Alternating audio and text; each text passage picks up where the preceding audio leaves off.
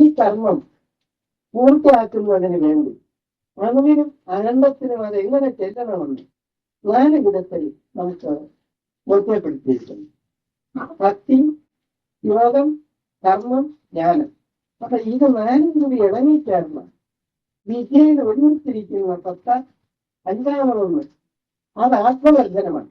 ആ ആത്മാവ് എന്തിനല്ല എന്തുപോലെ ഇരിക്കുന്നു എന്ന് കാണിക്കുന്നതാണ് ഈ ദർശനം, ആത്മവർദ്ധനം. ഇത് പുഴുവിന്, മുതിർന്ന് മൃഗത്തിന്, പിന്നെ മനുഷ്യത്തിന് എങ്ങനെ ഇരിക്കുന്നു എന്ന് കാണിക്കുന്നതാണ് ഈ ദർശനം. അത് ആ ദർശനത്തിൽ പെട്ടിട്ട് അത് ഈ ഭൂമി മറ്റ് 9 ഗോളങ്ങൾ തൃപ്തികരമായി വരച്ചു.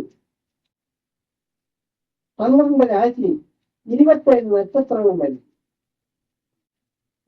ഇന്ന് നമ്മൾ പറയുന്ന ഈ കണക്കിൽ പെടാതെ ഇവിടെ ഒരു സമയമില്ല.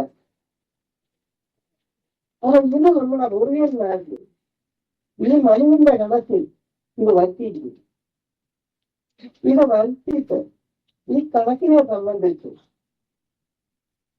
നമുക്ക് ഇതിന്റെ ആ പരിപൂർണ വിജയത്തിൽ അങ്ങനെ കുറെ മഹാത്മാക്കൾ എത്തിയിട്ട് ഇതിന്റെ തൂക്കത്തിൽ നമ്മൾ നടക്കാൻ വേണ്ടി അവർ ആചാരം ചെയ്തു. ആ ആചാരത്തിൽ ആദ്യത്തത് പഞ്ചഭൂതങ്ങൾ. അപ്പൊ ഈ പഞ്ചഭൂതങ്ങൾ എന്ന് പറയുന്നിടത്ത്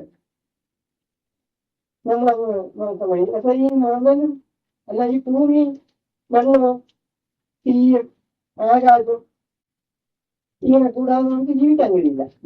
ഇത് ഇങ്ങനെ പഞ്ചഭൂതങ്ങളുടെ സൃഷ്ടി ഉണ്ടാക്കിയിട്ടുണ്ട്. 5 ഇന്ദ്രിയങ്ങളുടെ ഗുണത്തെപ്പറ്റിയിട്ടുണ്ട്. 5 ഇന്ദ്രിയങ്ങളുടെ ഗുണം നമുക്ക് ഈ ശരീരത്തിൽ അനുഭവപ്പെട്ടില്ലെങ്കിൽ നമുക്കൊന്നിനെയും തന്നെ അറിയാൻ കഴിയില്ല. അപ്പൊ ഇത് ശരീരത്തിൽ അനുഭവപ്പെടുത്തേണ്ടത് എങ്ങനെയാണെന്ന് അത് കണ്ടു. അത് പിന്നെ പ്രവർത്തിച്ച് ജീവനിലേക്ക് ഇറങ്ങിച്ചെല്ലുന്ന കർമ്മസിദ്ധി എങ്ങനെയാണെന്നും കണ്ടു. അപ്പൊ 5 ഇന്ദ്രിയങ്ങള്, 5 കോശങ്ങൾ. അപ്പൊ 5 കോശങ്ങളിൽ കൂടി അതെങ്ങനെ പ്രവർത്തിക്കുന്നു എന്നും കണ്ടു.